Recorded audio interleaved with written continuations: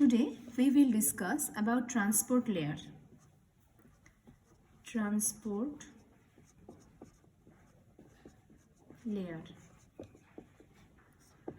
So transport layer is a very important. Transport layer has very important role in computer network, and the transport layer is responsible for process to process delivery.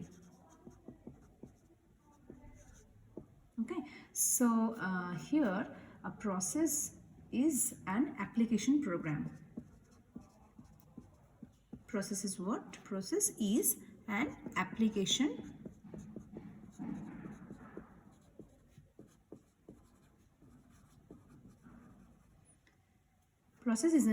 program which is running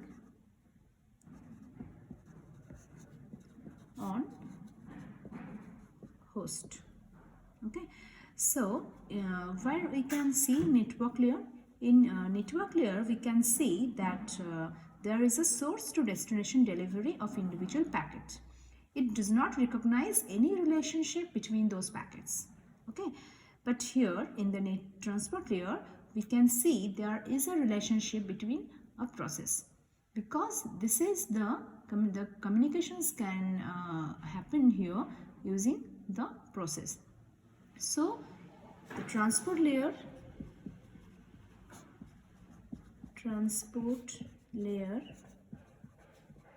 is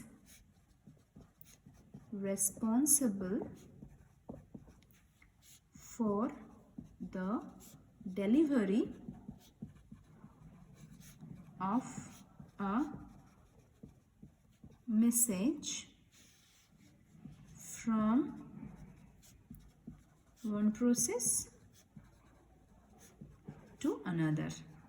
Okay, so this is very important thing, that here the communications can be happening between the two hosts using the process to process. The communications is going on according to the process to process.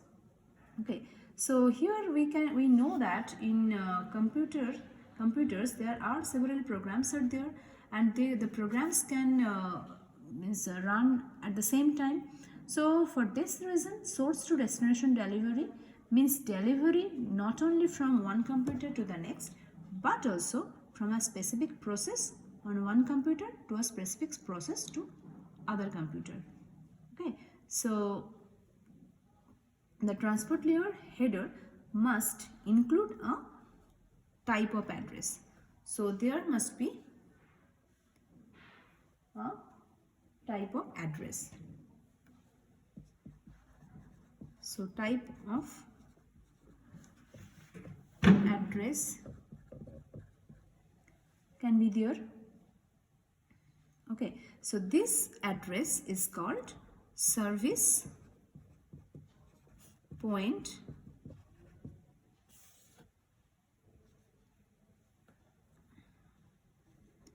address. Okay, so this is actually this address, the service point address is actually have this address can have in the WSI model, and there must be a port number. A port number can be there. So a port number can be there, and the port number, or there is a port address. Port address is here, and so this port number or port address is in the internet and TCP/IP protocols. So transport layer protocol can be either connectionless or connection oriented. Okay, so this can be, so this is the process to process delivery. So transport layer protocol can be connectionless or it can be connection oriented. Okay, so what do you mean by connectionless transport layer? So a connectionless transport layer, a connectionless transport layer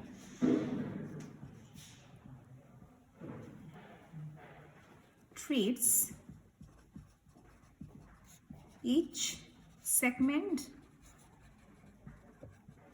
as an independent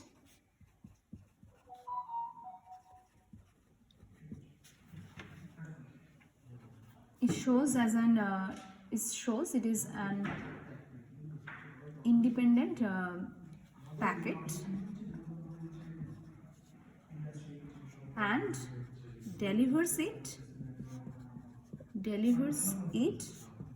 to the transport layer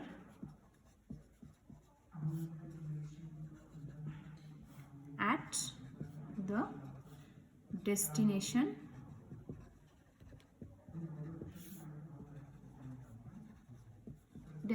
machine. Okay, so in transport layer protocol, it can be connectionless and connection oriented, and when we are talking about connectionless transport layer, so it treats each segment as an independent packet and delivers it to the transport layer at the destination's machine. Okay, so this is about connectionless transport layer. So what about connection oriented? Okay, so if it is a connection oriented transport layer protocol, then what will happen? So in case of connection oriented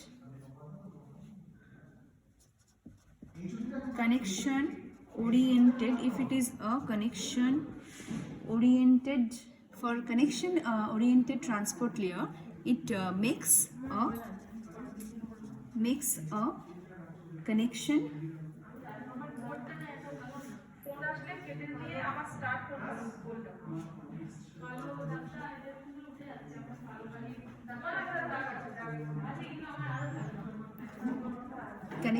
with the transport layer at the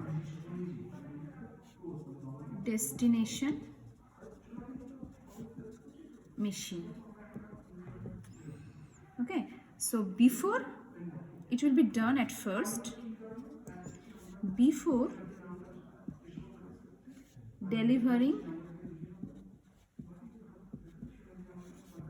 the packets.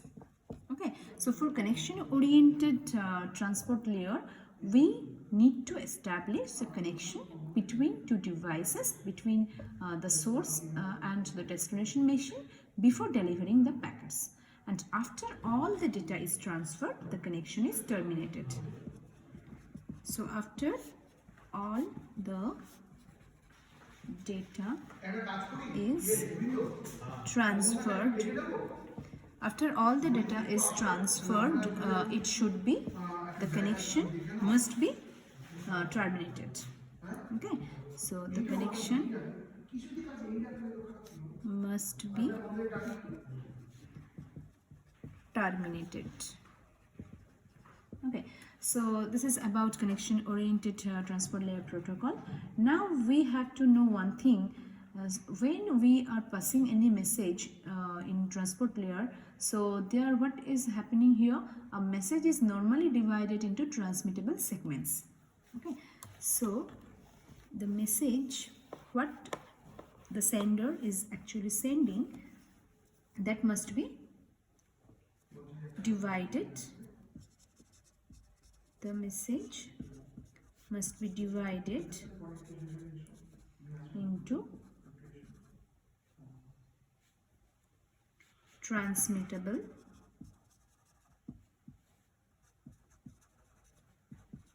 segments. Okay, and in connectionless protocol like UDP, so user datagram protocol, UDP means user datagram protocol. So this is actually connectionless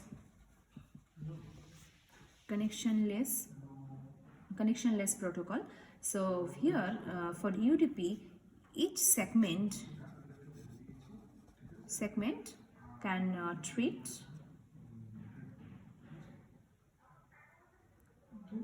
each segment can treat separately. It can be treated separately. And for connection oriented protocol like TCP, this is a connection oriented protocol. Here a relationships between the segments can be creates using a sequence number. So here must be a sequence number. So sequence number is very important factor here, because when a message is divided into different slots, that means what is happening. Then one slot, that means the when one slot is passing, the next slot must be follow the first slot. So there must be, the sequence must be correct. Okay, the slots must not be haphazard. So the sequence number is that factor which can maintain the sequence of segments properly. Okay, so this is very important factor. So here another, in transport layer protocol, another property we have, that is the transport layer is responsible for flow and error control also. Okay, so there is a flow and error control mechanism we have in transport layer, like our data link layer. Okay, so flow and error control at this layer is performed end to end rather than across a single link, because here we are talking about the process to process delivery. So the anything what is actually going on inside the the source to destinations, so flow control and error control, what is going on in this layer, it must be performed end to end. Okay, so these are the basic things about transport layer. So that means what actually the transport layer can do. So first thing, that it is a process to process delivery. This is the first point. And another thing, a message can be divided into different segments, and the segments can be passed from one machine to another machine. And here we have two different protocols like TCP IP and UDP. For user datagram protocol we can follow a different rule, and for transport layer protocol, that is connection oriented protocol, here we need to establish the connection. After that we can transmit the data, and when the delivery is completed, then the connection must be terminated. Okay, so now we will discuss about process to process delivery elaborately. Okay, so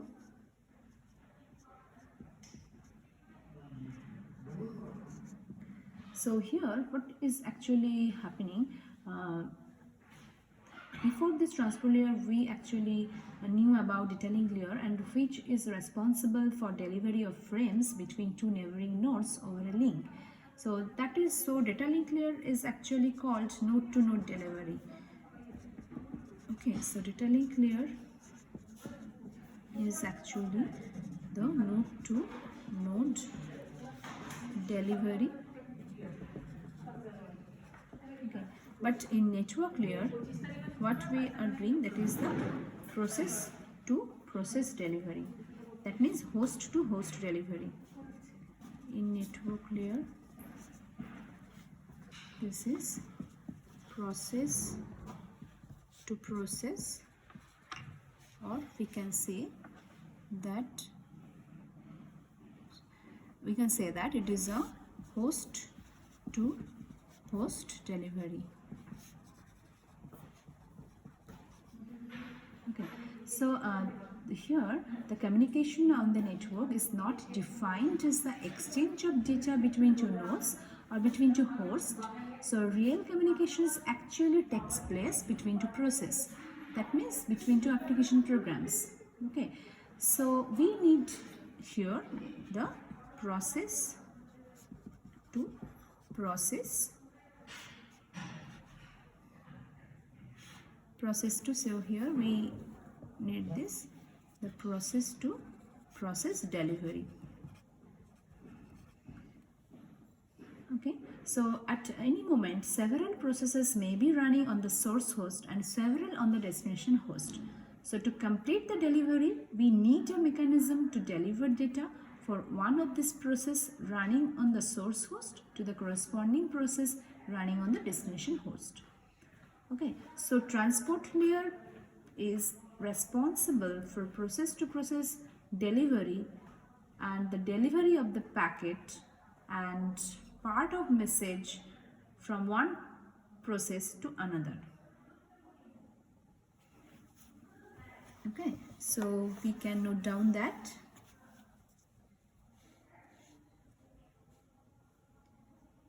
it can, a transport layer is responsible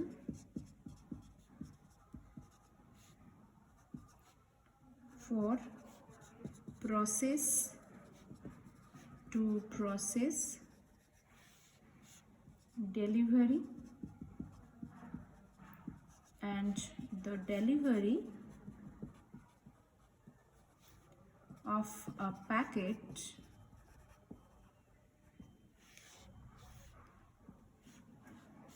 part of a message from one process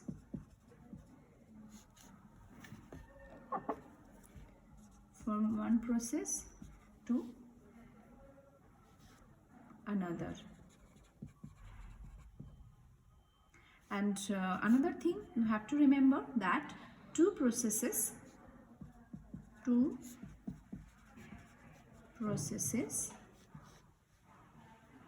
communicate in a client server relationship. Okay, so we will discuss about client server relationship later. So for now you have to know that these points. So we can show the whole thing diagrammatically. So see the diagram.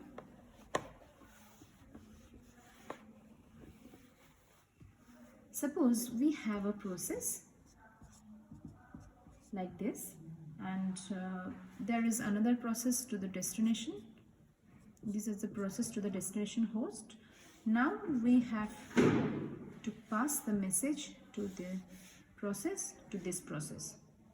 Okay, so this is a process to process delivery, and here are different nodes can be there. Suppose different nodes are here, it can be here.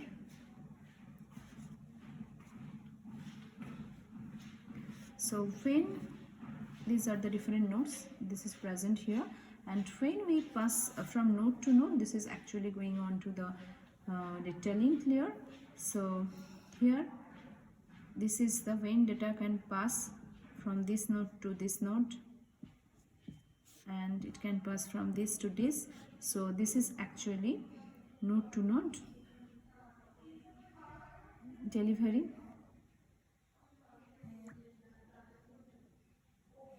This is actually node to node delivery, and when this is passing through this to this directly, that is host to host delivery. Host to host delivery. So this process to process delivery, this is for transport layer. This host to host delivery, this is for network layer, and this node to node delivery, this is for data link layer. So we have to remember all these things. This is very important.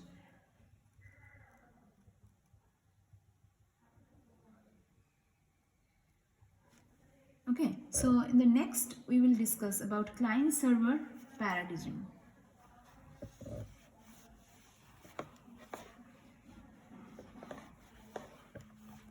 So client-server paradigm. So there are several ways to achieve process-to-process communications, but the most common one is client-server paradigm. Okay, so a process on the local host is called client process.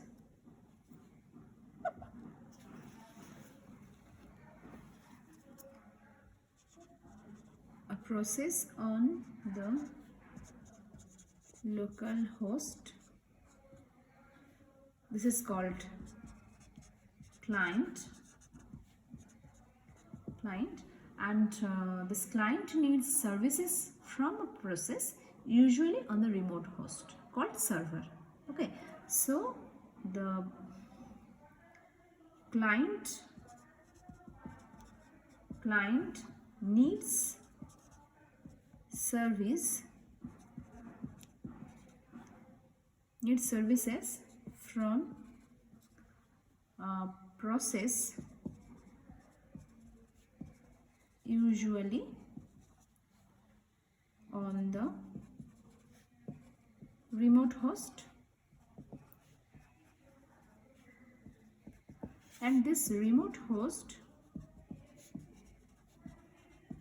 is called server. Okay, so both processes, that is client and server, have the same name. For example, you can say that to get the day and time from a remote machine, you need a dynamic client process running on the local host and a dynamic server process running on the remote machine. And the operating system today support both multi-user and multi-programming environments also. And a remote computer can run several server programs at the same time, just as local computers, and it can run one or more client programs also at the same time. So for this process-to-process delivery, we need this local host, local process, remote host, remote process. Okay, so now we need to know one thing, that is addressing.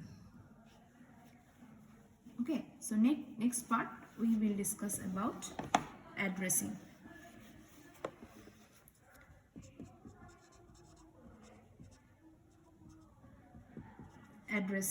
So whenever we need to deliver something to one specific destination among many, suppose we have this host, this is our source host, and we in this transmission line we have different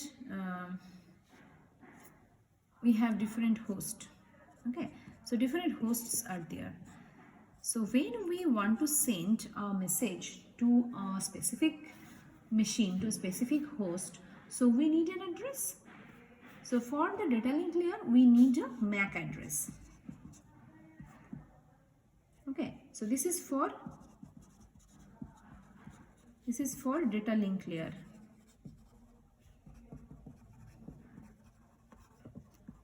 Okay, so for data link layer we need a MAC address to choose one node among several nodes, and if the connections is here, when these situations arise, that means the connection is not point to point.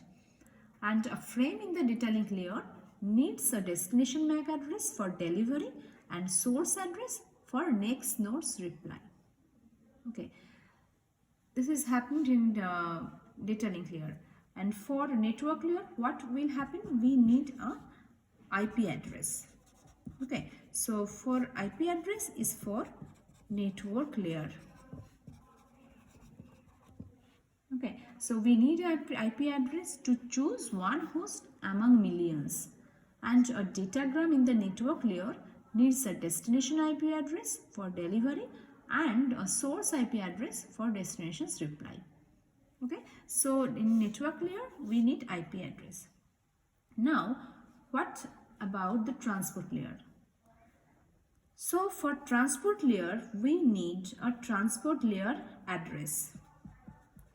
We need a transport layer address. What is that? Actually the transport layer address is, this is called the port number. We need a port number, as because this is a process to process delivery, so we need a port number to choose among multiple processes running on the destination host. And the destination port number is needed for delivery and source port number is needed for reply. Okay, so this is very important factor, that is the port number. So we have two types of port number, that is source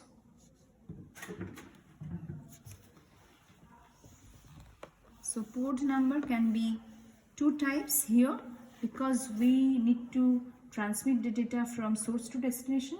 So we have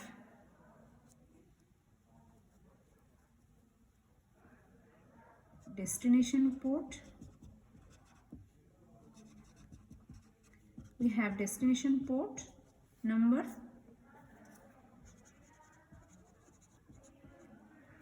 okay, which is actually required for delivery, and we need a source port number which is actually required for destinations. This is required for reply. Okay, this is needed for reply. Okay, and here this in internet model, the port number, this is a 16-bit integer. Port number is a 16-bit integer. This is the port number. Okay, and it can be between 0 to 65,535. And here the client program defines itself with a port number, and it's chosen randomly by the transport layer software running on the client host. Okay, and this is the ephemeral port number. So what is ephemeral port number?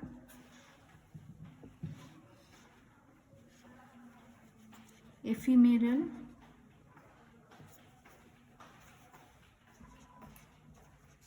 port number.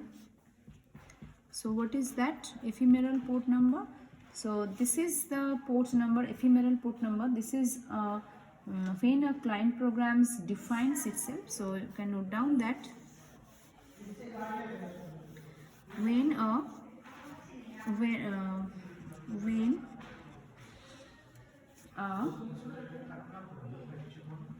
client program defines itself with a port number chosen randomly by the transport layer software running on the client host. This port number is called, this is the ephemeral port number. Okay, so and this is the thing, and when the server process must also define itself with the port number, and this port number actually cannot be chosen randomly. So this is for the client program, and this is ephemeral port number. And for server process, it can be defined, it can define itself, but this port number cannot be chosen randomly, because the computer and the computer at the server side runs a server process and assigns a random number as the port number. So the process at the client side that wants to access that server and use its services will not know the port number. Okay, so we can have one solutions, and the solutions can be to send a special packet and request the port number of a specific server, but this requires more overhead. So the internet has decided to use universal port numbers for servers, and this is called well-known port numbers. Okay, so for server process we have universal port number, and this is called this port number must be well known to everybody. So there are some exceptions to the rules, because there are clients that are assigned well-known port numbers. So every client process knows the well-known port number of the corresponding server process. Okay, so we can we can take an example like the dynamic line process, what we mentioned above before, that is here in dynamic line process there can be ephemeral port number, and this ephemeral port number, it can be 52,000 to identify itself, and dynamic server process must use the well-known permanent port number, that is 13. Okay, so the ephemeral port number, it can be 52,000 to identify itself, but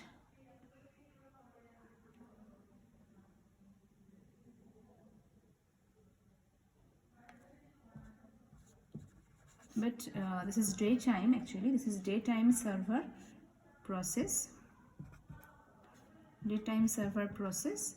and this is must be known as permanent port number. This is well-known port number.